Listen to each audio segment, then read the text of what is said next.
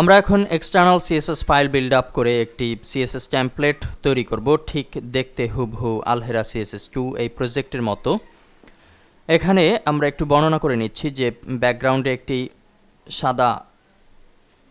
সাদা নয়, একটি অ্যাশ কালার দেখতে পাওয়া যাচ্ছে, এবং এখানে এই সাদা অংশ থেকে শুরু করে সর্বশেষের কালো অংশ পর্যন্ত হচ্ছে র্যাপার অংশ। এরপরে হচ্ছে হেডার অংশ। হেডার অংশের ভিতরে আবার আলহেরা CSS2 এই ধরনের একটি লোগো, ছোট্ট একটি লেখা, বাটন, ছবি সব কিছু অন্তর্ভুক্ত করা হবে। তো এই কাজগুলো করার জন্য আমাদেরকে শুরুতেই CSS ফাইল বিল্ড আপ করতে হবে, এবং এক্সটার্নাল CSS ফাইল বিল্ড আপের জন্য আমরা কিছু কোডিংকে হাতে নিয়েছি। আমরা নোটপ্যাডে সেগুলোকে তৈরি করে রেখেছি। সময় স্বল্পতার কারণে আমরা লিখে লিখে করতে পারলাম না, কেননা সময় যেহেতু কম। আমরা খুব ভালোভাবে কোডগুলোকে বুঝে নিলেই নিজেরা তৈরি করতে পারবো। আমরা শুরুতেই এখান থেকে নোটপ্যাড থেকে আমরা এই বডি থেকে শুরু করে আমরা হেডার বাটন পর্যন্ত এই অংশটুকু আমরা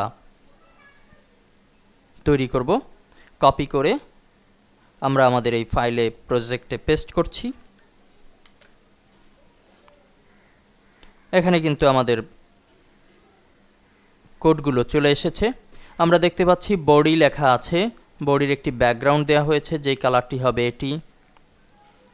এরপরে র্যাপার দেওয়া হয়েছে, এবং র্যাপারের জন্য আমরা অনেকগুলো কোড দেখতে পাচ্ছি। মূলত এই কোডগুলো হচ্ছে আমাদের যে কর্নার কাটা হয়েছে, কর্নারে কিন্তু একটু রাউন্ড কাটা হয়েছে, এজন্য এই কোডগুলো ব্যবহার করা হয়েছে।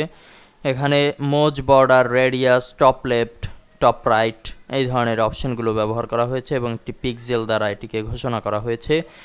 র্যাপারের ভিতরেও কিন্তু একটি সাদা ব্যাকগ্রাউন্ড দেওয়া হয়েছে, যেই সাদা ব্যাকগ্রাউন্ডটি আমরা স্ক্রিনে দেখতে পাচ্ছি।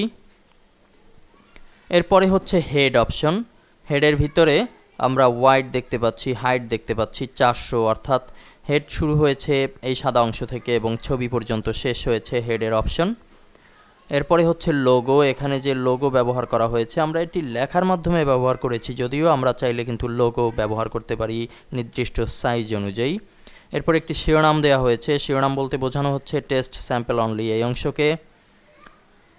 হেডার বাটনের জন্য একটি অংশ ভাগ করে দিতে হবে। এই যে বাটন দেখতে পাচ্ছি, হোম, অ্যাবাউট, প্রোডাক্ট, এই পর্যন্ত। তো এই কাজগুলো আমরা শুরুতেই করব। আমরা এই ফাইলটিকে একটু সেভ করছি। এবার যাচ্ছি ইন্ডেক্সে। বডির ভিতরে আমাদের কিছুই করার দরকার নেই, কেননা আমরা বডিতে কোনো ডিভ ক্লাস কিংবা ডিভ আইডি, আমরা সাধারণত এই হ্যাশ চিহ্নকে আইডি বলে থাকি, এবং কোনো ডট চিহ্ন, শিরোনামের পাশে যে ডট আছে এই ডট চিহ্নকে আমরা ক্লাস বলে থাকি, এবং এর যে ডিফারেন্স সেটি আমরা কাজ করতে করতে বুঝতে পারবো। আমরা index.html এ ব্যাকগ্রাউন্ড কিন্তু অটোমেটিক চলে এসেছে, কেননা এখানে যে লিঙ্ক করা হয়েছে style.css এর সাথে, সেখানে কিন্তু আমরা কোনো ডিভ ক্লাস কিংবা ডিভ আইডি কিছুই ঘোষণা করিনি। অর্থাৎ এখানে যে বডি লেখা, এই বডি কিন্তু আমাদের এই বডিকে ফলো করছে, সে কারণে আমরা ব্যাকগ্রাউন্ড কিন্তু অটোমেটিক্যালি পেয়ে গেছি। এরপরে আমাদের যে জিনিসটি করতে হবে, আমরা দিচ্ছি আগে জায়গাগুলোকে ভাগ করতে হবে, সেজন্য আমরা লিখে দিচ্ছি div id।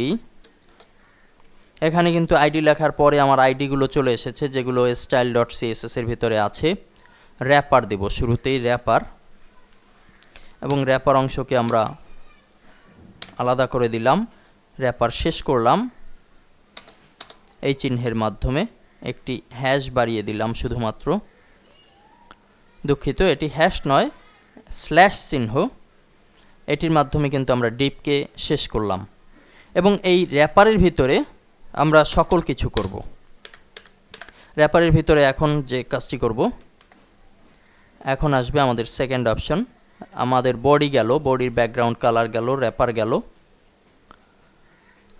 এরপরে আসবে হেড। আমরা আবার ডিভ ঘোষণা করছি, div id। এবার আসবে হেড।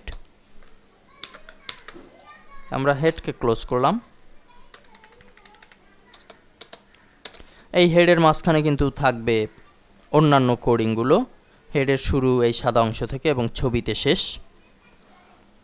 সেটি কিন্তু আমরা এই কোডিংয়ের ভিতরে দেখতে পাচ্ছি style.css এ 850 হচ্ছে ওয়াইড এবং হাইট হচ্ছে 400 অর্থাৎ ছবি পর্যন্ত। এরপরে আমরা দেব লোগো। আবার div ঘোষণা করছি, div id, এবারে দেব লোগো। লোগো শেষ করছি এবং মাঝখানে লিখে দিচ্ছি ঠিক যেমনি করে লেখা হয়েছিল, আলহেরা CSS2।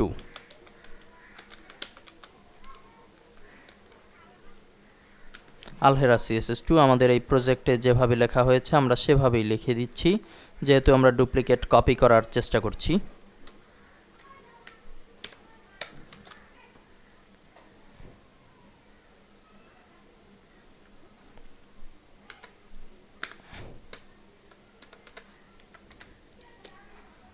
কথাটি লিখে দিচ্ছি। এটি লোগোর সকল কোডিংকে ফলো করবে। লোগোর ভিতরে যে কোডিং করা হয়েছে যে 200 পিক্সেল হবে, হাইট হবে 80 পিক্সেল, প্যাডিং থাকবে, ফন্ট সাইজ কত হবে, ফ্লোটটা কোন দিকে হবে, এই বিষয়গুলো আমরা কিন্তু পেয়ে যাব। আমরা যদি এখন একটু ব্রাউজারে যাই, আমাদের ডিজাইনে দেখতে পাচ্ছি যে কাজটি হলো, কিন্তু ব্রাউজারে যদি যাই এবং একটি নতুন ট্যাবের মাধ্যমে দেখে নিচ্ছি, লিখে দিচ্ছি http://localhost CSS example নামক ফোল্ডারের ভিতরে আমরা কাজগুলো করছি।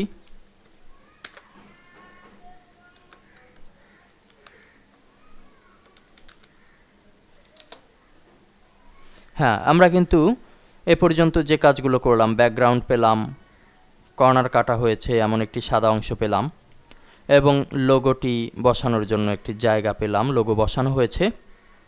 পরবর্তীতে আমরা যে কাজটি করব, আমরা এখন লোগোর পরে শিরোনামকে ব্যবহার করব। শিরোনাম হচ্ছে একটি ক্লাস ঘোষণা করা হয়েছে। আমরা সাধারণত ফন্ট সাইজকে কিংবা ছোটোখাটো কাজ করার জন্য শিরোনামকে একটি ক্লাস হিসেবে ব্যবহার করতে পারি। আমরা এখানে BR এর মাধ্যমে এই লাইনটিকে ব্রেক দিতে পারি। BR এর মাধ্যমে ব্রেক দিয়ে আমরা লিখে দেব আমাদের স্যাম্পলের মতো করে টেস্ট স্যাম্পল অনলি, এই কথাটি লিখে দেব।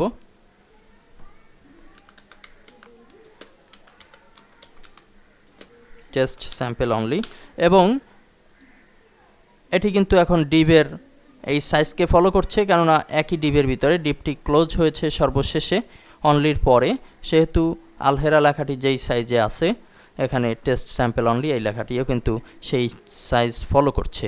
কিন্তু আমাদের যে প্রজেক্ট, মূল যে প্রজেক্ট যেটির মতো করে আমরা করব, সেখানে কিন্তু আমরা দেখতে পাচ্ছি ভিন্ন একটি কালার, ভিন্ন একটি সাইজ। এটি করার জন্য আমরা এখন এখান থেকেও করে দিতে পারি।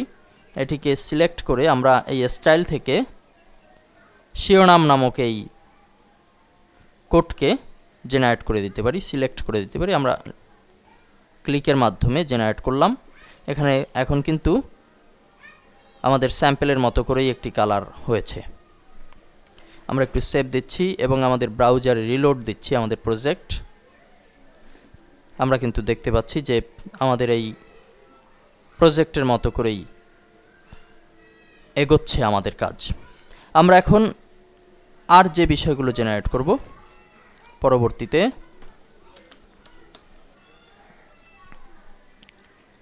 অন্য একটি ডিভ আসবে হেডের ভিতরে।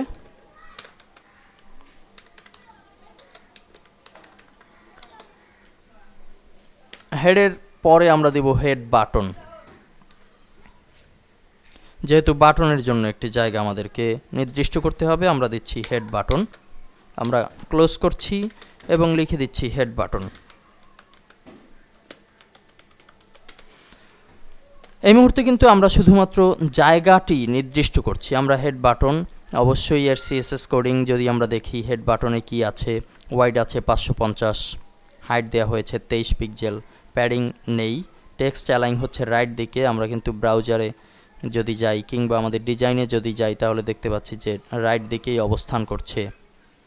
ফ্লোট হচ্ছে রাইট দিকে, মার্জিন টবে আছে 100 পিক্সেল। আমরা একটু ব্রাউজারে যদি রিলোড দিই, আমরা কিন্তু হেড বাটনকে এই কর্নার থেকে পেয়ে যাচ্ছি। যেহেতু আমরা হেড পর্যন্ত কাজ করব, এখন আমাদের যে কাজটি করতে হবে সেটি হচ্ছে যে এর পরে একটি ছবি আমাদেরকে ইনক্লুড করতে হবে, এবং ছবি ইনক্লুডের ব্যাপারে একটি কথা কিন্তু স্মরণ রাখতে হবে সবসময়, যে আমাদের কিন্তু ইমেজ নামক একটি ফোল্ডার রাখতে হবে এবং সেখানে সকল প্রকার ছবিকে অ্যারেঞ্জ করতে হবে। যাই হোক, আমরা এখন একটি ছবি অ্যারেঞ্জ করব, সে কারণে আমরা div ঘোষণা করছি, div id। এখানে কিন্তু ছবির জন্য কোনো আইডি আমরা এখনো পর্যন্ত ঘোষণা করিনি, সে কারণে আমাদেরকে যেতে হবে CSS এ এবং এখানে আমরা নতুন একটি কোড জেনারেট করব। আমরা নোটপ্যাডে এটিও করে রেখেছি, ইমেজ নামক একটি কোড ঘোষণা করা হয়েছে, আইডি ঘোষণা করা হয়েছে, আমরা পেস্ট করছি। এখন আমরা সেভ দিলে এটিকে কিন্তু আমরা ইমেজ হিসেবে পেয়ে যাব। এখানে ইমেজ নামক একটি আইডি কিন্তু আমরা পেয়ে যাচ্ছি। ইমেজকে ক্লোজ করার পরে আমরা এখানে কার্সার রেখে আমরা যাব ইনসার্ট ইমেজ। এটি এখন আমাদের CSS এক্সাম্পল নামক ফোল্ডারের কাছে চলে গেল এবং সেখানে ইমেজেস নামক একটি ফোল্ডার আমরা করেছি, তার ভিতরে একটি ইমেজও সংরক্ষণ করে রেখেছি। আমরা একটু এক ক্লিক করলে দেখতে পারি এখানে আউটপুটটি হচ্ছে এই ইমেজটি, যেটি আমরা আমাদের আলহেরা CSS2 যে প্রজেক্ট যার মতো করে আমরা করব সেখানেও দেখতে পাচ্ছি। তো এভাবে করে আগে কিন্তু অ্যারেঞ্জ করে রাখতে হবে আমাদের যে মূল ফাইল যেটি হবে সেই ফাইলের ভিতরে ইমেজেস নামক একটি ফোল্ডার। এখন আমরা ওকে দেব, এখান থেকে ইমেজকে সিলেক্ট করে ওকে।